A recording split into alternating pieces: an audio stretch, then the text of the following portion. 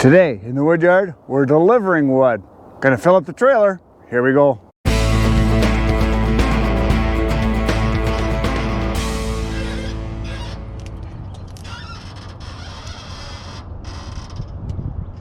So today I've got 2 wood deliveries. Both are about 18 miles from here.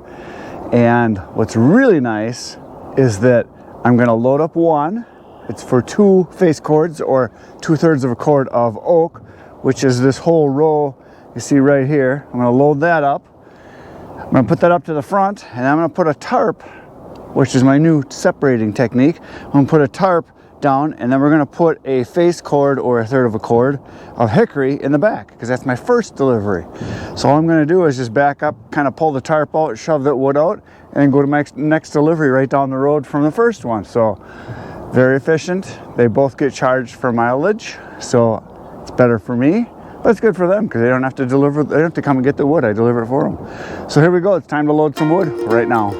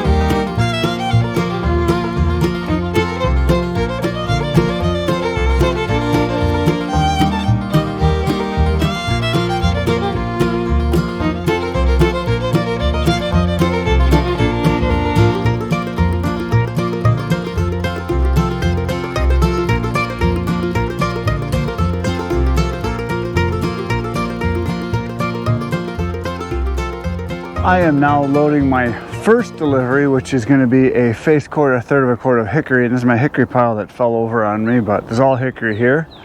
And what I do is I put my second delivery to the front. As you can see, that's the stuff I loaded first. That was the 2 face cords, or 2/3 of a cord up front.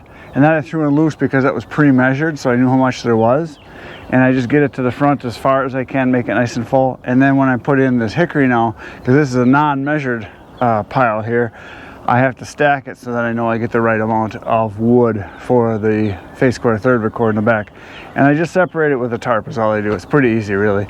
So I'm just going to get this all stacked in nice and high, and I just know the dividing line. And I can tell the difference between oak and hickory. If a piece gets mixed here or there, it's no big deal. But anyway, that's what I'm going to do. So here it is, and it's going in there right now.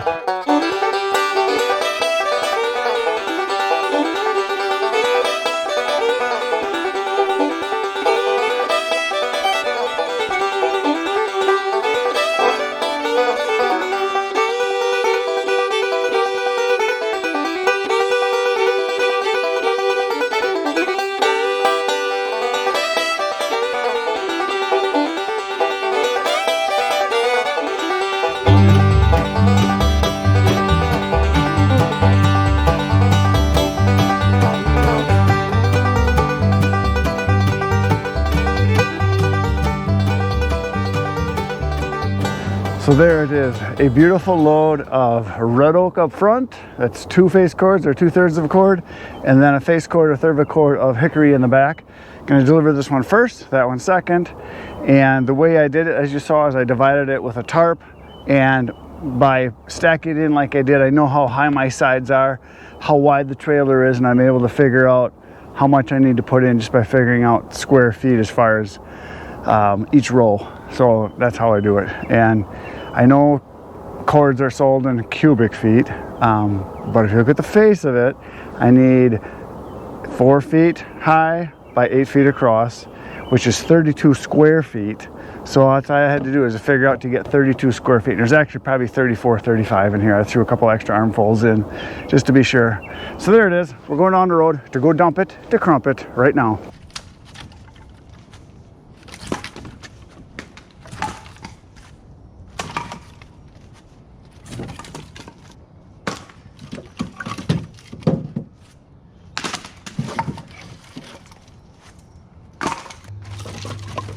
This stuff should be really good. It's about 1.5 years old.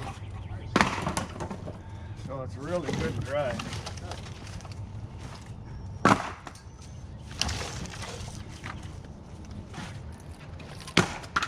Oh, done a little hot.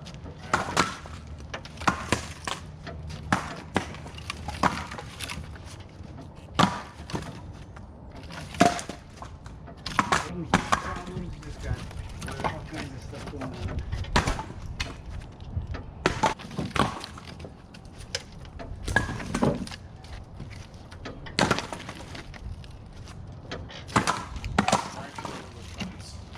Yeah.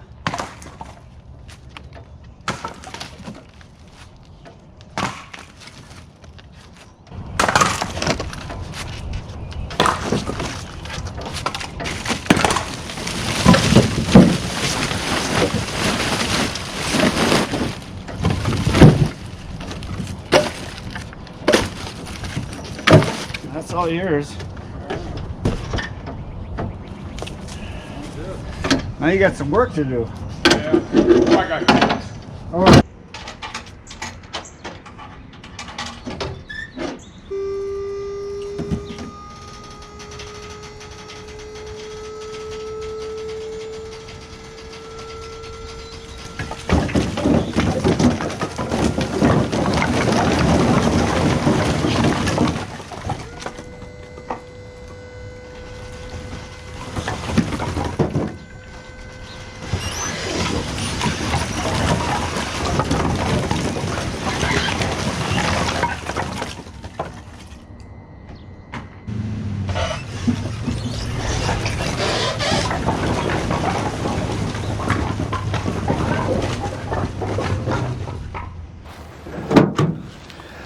Well, I just got back from my delivery that you saw me do the dump, disconnected the trailer, and as I was disconnecting the trailer, I got another call, text actually.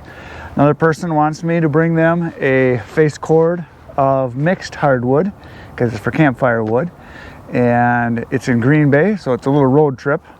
So I'm gonna load up a little bit of everything. I'm gonna put a bunch of different stuff in and mix it up. So that's what's happening. We're gonna load it up and take the truck and some wood for a ride. So here we go again. Gonna load some wood.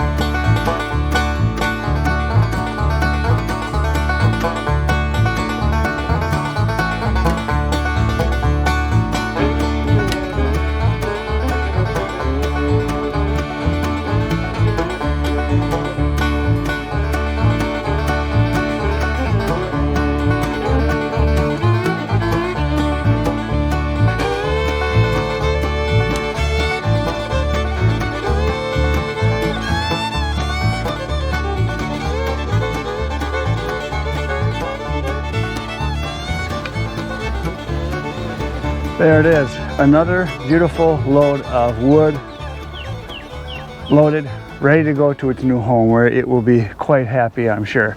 A little update for you. A lot of you have asked me about the gloves I've been wearing that I got. These Watch Your Hand gloves.